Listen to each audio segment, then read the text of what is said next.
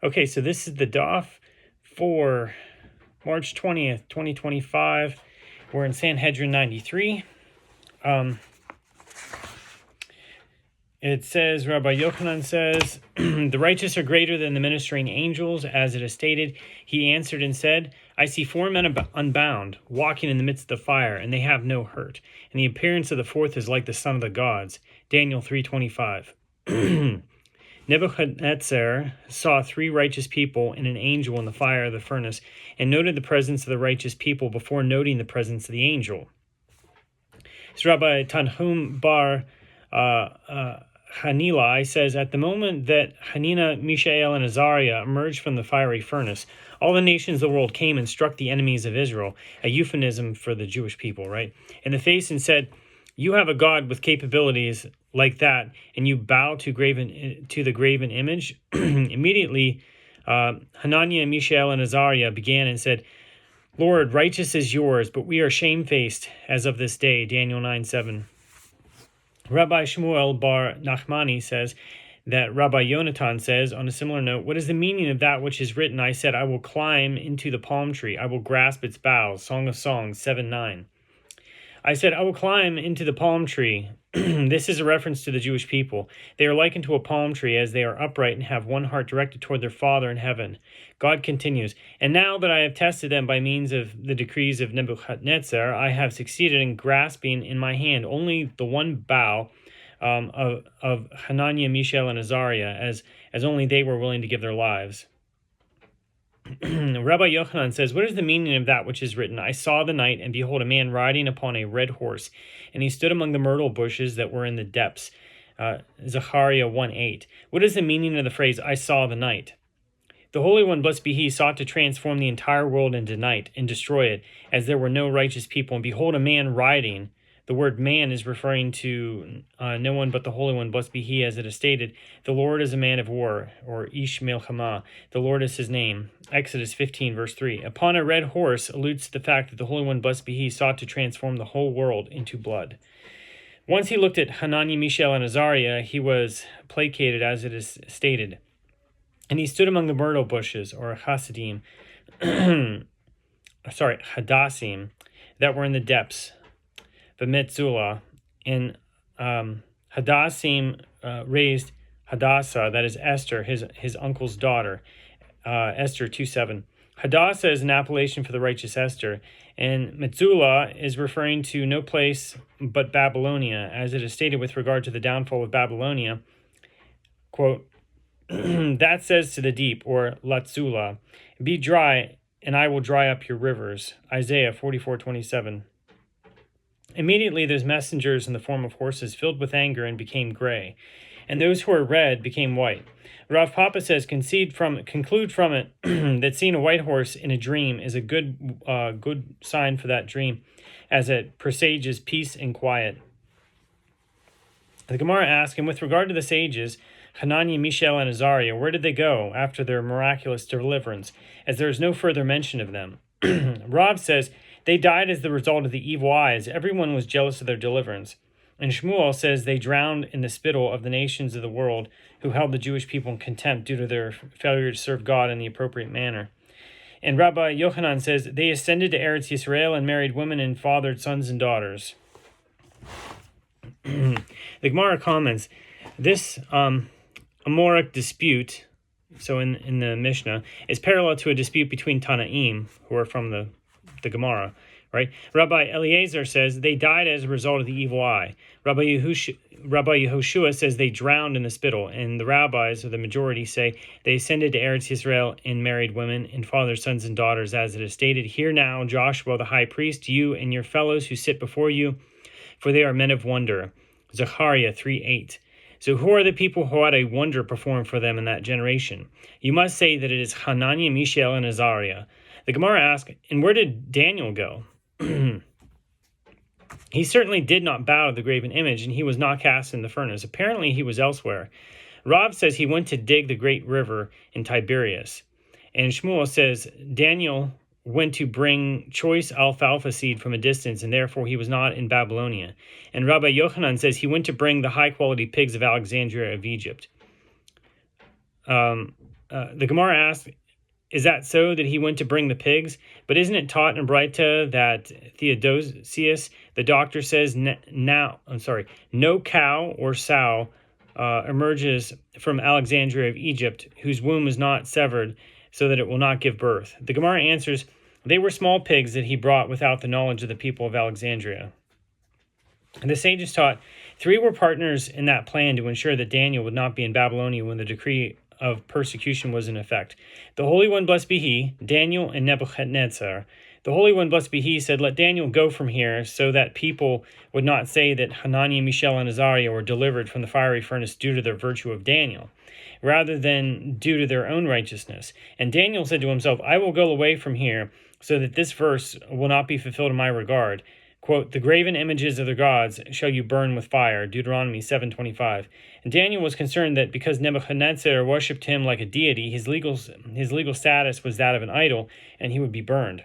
Nebuchadnezzar said Daniel should go away from here so that the people will not say Nebuchadnezzar burned his god in fire.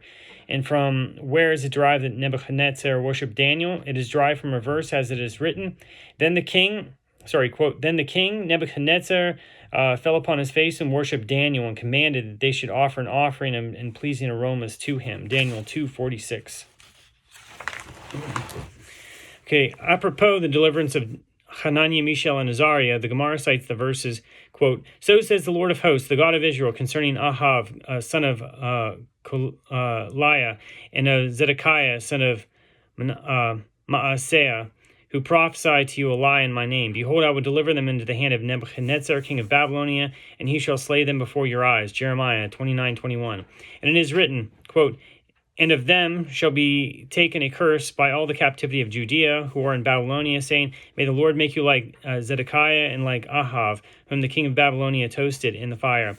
Jeremiah 29:22. It is not stated whom the king of Babylonia burned, but whom the king of Babylonia toasted. Rabbi Yochanan said in the name of Rabbi Shimon ben Yochai, this teaches that he rendered them like toasted wheat, which is toasted on all sides. The verse states, because they have committed baseness in Israel and have committed adultery with the wives of their neighbors, Jeremiah 29:23. What did they do? The Gemara relates, they went to the daughter of Nebuchadnezzar. Ahav said to her, so says the Lord, submit to Zedekiah and engage in intercourse with him. And Zedekiah said to her, so says the Lord, submit to Ahav and engage in intercourse with him. So she went and said to her father that they said to her. Nebuchadnezzar said to her, okay, the God of these people abhors lewdness, so this is likely a false prophecy. When they come to you, send them to me. And when they came to her, she sent them to her father. Nebuchadnezzar said to them, who told you to do this? They said, it was the Holy One, blessed be he. Nebuchadnezzar said, but haven't I asked Hananiah, Mishael, and Azariah about this? And they said to me, it is prohibited. They said to him, we too are prophets like they are, but God did not say this prophecy to them. He said it to us. Nebuchadnezzar said to them, if so, I wish to put you to the test to determine if you are righteous, just as I put Hananiah, Mishael, and Azariah to the test. Ahav and Zedekiah said to Nebuchadnezzar, they were 3 and we are only 2, and our merit is not great enough to save us from the fire. Nebuchadnezzar said to them, choose for yourselves a 3rd person, whomever you wish, to be put to the test with you. They said to him, we choose Joshua the high priest, or Yehoshua the high priest. They chose him because they thought, let Joshua the high priest come with us, since his merit is great and will protect us. They took the 3 of them down and cast them into the furnace. They were burned. And as for Joshua the high priest, his garments were singed, as it is stated. And he showed me Joshua the high priest standing before the angel of the Lord, and Satan was standing at his right to thwart him. Zechariah 3:1. And it is written, and the Lord said to Satan, the Lord shall rebuke you, Satan. The Lord who has chosen Jerusalem shall rebuke you. Is this man not a firebrand plucked from the fire? Zechariah 3:2. This is an allusion to the fact that he was delivered from the fiery furnace, although he was slightly singed. Nebuchadnezzar said to Joshua the high priest, I know you are righteous because you were delivered from the fire, but what is the reason that the fire was slightly effective concerning you? And for Hananiah, Mishael, and Azariah, the fire was not effective concerning them at all, and their garments were not singed. Joshua the high priest said to him, they were 3 righteous people, and I am only one. Nebuchadnezzar said to him, but wasn't Abraham one person? And when he was cast into the furnace, the fire had no effect. And Joshua answered him, There, in the case of Avraham, there were no wicked people with him, and license to cause damage was not given to the fire. Here, in this case, there were wicked people with me, and license to cause damage was given to the fire. The Gemara adds that this explains the adage that people say, if there are two firebrands and one moist one in a fire, the dry firebrands burn the moist one. The Gemara asks, what is the reason that Joshua the high priest was punished and was cast into the furnace? Rav Papa says it was due to the fact that his sons would marry women who were not fit for marriage into the priesthood, and he did not reprimand them, as it is stated, and Yehoshua was clothed in filthy garments, and he stood before the angel. Zechariah 3:3. And was it in the typical manner of Yehoshua to wear filthy garments? Rather, this verse teaches an illusion that his sons should marry women who were not fit for marriage into the priesthood, and he did not reprimand them. This is why he appeared with soiled garments in the vision of the prophet Zechariah. Apropos, Hananiah, Mishael, and Azariah, the Gemara cites that which Rabbi Tahum says that Bar Kapara taught in Zippori. What is the meaning of that which is written with regard to the statement of Ruth and Naomi concerning Boaz? Quote, these 6 grains of barley he gave me. Ruth 3:17. What is the meaning of the phrase 6 grains of barley? If we say that the reference is to 6 actual grains of barley, is it the typical manner of Boaz to give a minimal gift of 6 grains of barley? Rather, he gave her 6 seah, or 6 se'in. The Gemara asks, and is it the typical manner of a woman to take a heavy burden of 6 se'in of barley? Rather, Boaz alluded to Ruth that six descendants were destined to emerge from her who would each be blessed with 6 blessings. And these are they: David, Mashiach, Daniel, Hananiah, Mishael, and Azariah. The Gemara elaborates. David was blessed with 6 virtues, as it is written. And one of the servants answered and said, behold, I have seen a son of Yishai of the house of Bethlehem who knows how to play and is a fine warrior and a man of war and prudent in speech and a comely man, and the Lord is with him. 1 Samuel 16 verse 18. Rav says Doeg the Edomite, one of Saul's servants, stated this entire verse only as malicious speech in an attempt to incite Saul to be jealous of David. Who knows how to play? Quote, who knows how to play means that he knows how to ask complex and germane questions about Torah matters. Quote, a fine warrior means that he knows how to answer questions raised with regard to matters of Torah. Quote, a man of war means that he knows to negotiate his way in the battle to understand the Torah. Quote, a comely man is one who displays understanding in facets of halacha and explains it well. Quote, prudent speech, or davar, means that he infers one matter, or davar, from another matter, and the Lord is with him. Quote, and the Lord is with him, means that the halacha is ruled in accordance with his opinion in every area of halacha.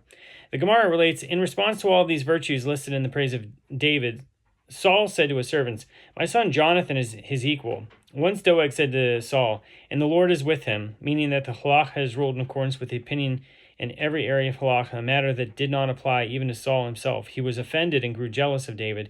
And with regard to Saul, it is written, and wherever he turned, he put them to the worse. 1 Samuel 14:47. With regard to David, it is written, and wherever he turns, he does prosper. Although the verse about Saul is referring to his victories and his prominence in Torah, he was not privileged to have all of his conclusions accepted as halacha. The Gemara asks, from where do we derive that it was Doeg who listed the virtues of this verse? The Gemara answers that it is written here, quote, and one, or echad, of his servants answered, meaning the most notable, or meyuchad, of his servants. And it is written there, and a certain man of the servants of Saul was there that day, detained before the Lord, and his name was Doeg the Edomite, the chief of the herdsmen that belonged to Saul. 1 Samuel 21, verse 8. The Messiah was blessed with 6 virtues, as it is written. And the Spirit of the Lord shall rest upon him, the Spirit of wisdom and understanding, the Spirit of counsel and might, the Spirit of knowledge and of the fear of the Lord. Isaiah 11:2. And it is written, and his delight, or v'haricho, shall be the fear of the Lord. And he shall neither judge after the sight of his eyes, nor decide after the hearing of his ears. Isaiah 11:3. Okay, Rabbi Alexandri says that the term haricho teaches that God burdened the Messiah with mitzvot and afflictions like millstones, or rechaim.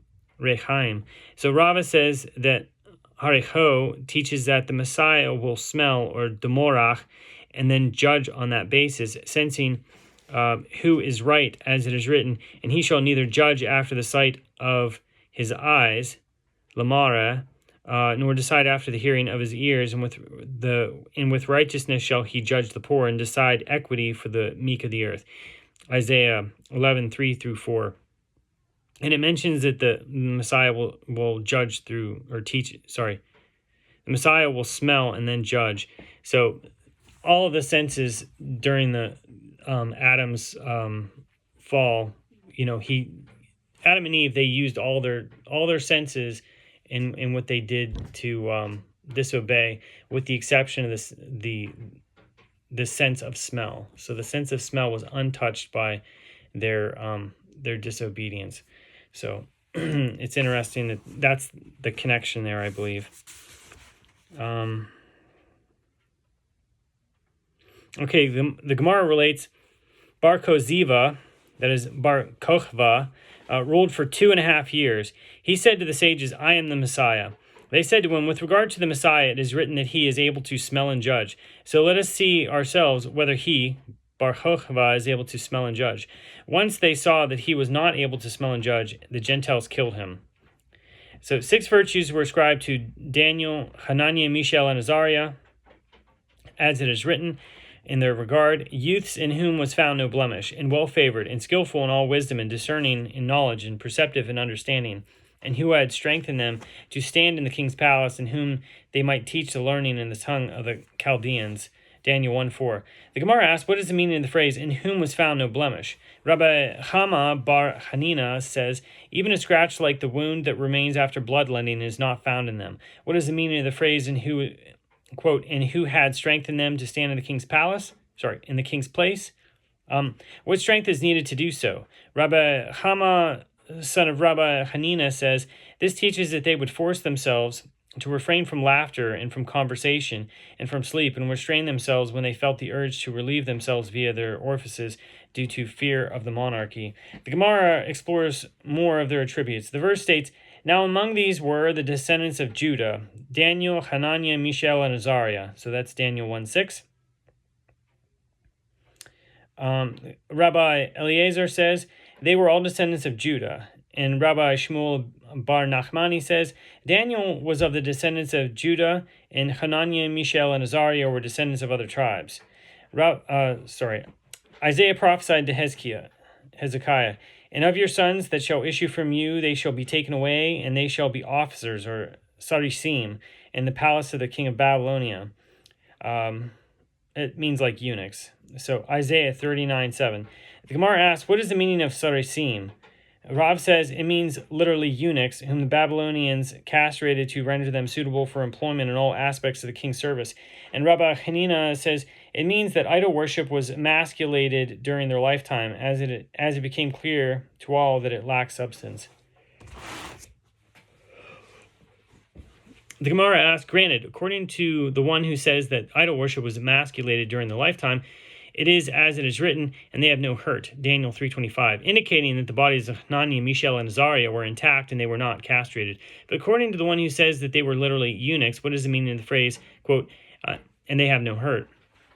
The Gemara answers, it means they had no hurt from the fire of the furnace, not that their bodies were completely intact. The Gemara asks, but isn't it already written, nor had the odor of fire passed over them, Daniel 3:27. There was no need to repeat that they were unaffected by the fire. The Gemara answers, this means that there was neither hurt from the fire nor harm from the odor of the fire. The Gemara asks, granted, according to one who says that idol worship was emasculated during the lifetime, that is as it is written, for so says the Lord to the Sarisim, who observe my Shabbatot, and choose what pleases me and keep my covenant, Isaiah 56:4.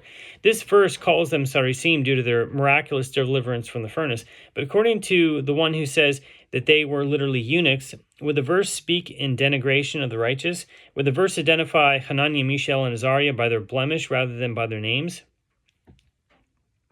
The Gemara answers, according to one who says that they were literally eunuchs, both this, the physical imperfection, and that, the fact that idol worship was emasculated during the lifetime, were true concerning them. The Gemara asks, from an from another perspective, granted, according to one who says that they were literally eunuchs, that is as it is written in the next verse, and to them I will give in my house and within my walls a memorial better than sons and daughters. I will give him an everlasting name that shall not be excised. Isaiah 56, verse 5. But according to the one who says that idol worship was emasculated during the lifetime, what is the meaning of the phrase, better than sons and daughters? Rav Nachman Bar Yitzchak says it is consolation that concerning children that were already, that they had already had and who died, that they would also be memorialized. The Gemara asks, what is the meaning of the phrase, an everlasting name that shall not be excised? Rabbi Tanhum says that Bar Kapar taught in Zippori, this is referring to the book of Daniel, which is called by his name. Apropos, books of the Bible named for a prominent person, the Gemara asks, now with regard to all the matters of the book of Ezra and Nehemiah, son of Haliah, and said to them and wrote about them, and with regard to Nehemiah, son of Hachala, what is the reason that a book was not called by his name? Over the course of many generations, extending many years after the Talmudic period, the book that is today called for Nehemiah was not a separate book and was included in the book of Ezra, so it's Ezra Nehemiah.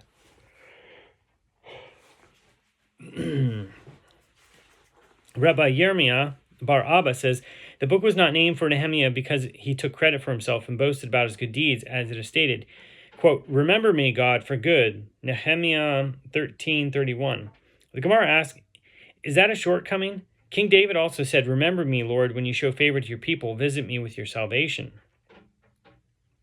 Psalms 106, verse 4. The Gemara answers, David was asking for compassion and formulated his words as a prayer. Nehemiah stated them as a fact and a demand.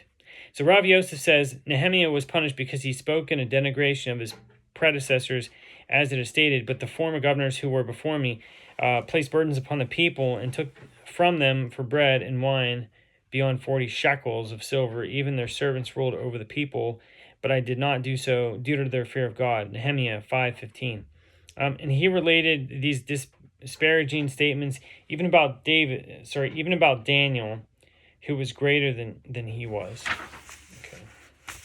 And says the Gemara asks, from where do we derive that Daniel was greater than he was? The Gemara answers, it is derived from a verse, as it is written, and I, Daniel, alone saw the vision, and the men who were with me did not see the vision, but a great trembling fell upon them, and they fled to hide. Daniel 10:7. The Gemara asks, and the men who were with me did not see the vision, and who were these men? Rabbi Yirmiyah, and some say Rabbi Chia Bar Abba says, this is referring to Haggai, Zechariah, and Malachi. They were with him and did not see. Evidently, Daniel was greater than these prophets, and all the more so was he greater than Nehemiah, who was never privileged to prophesy. So that's the end of 93. Thank you.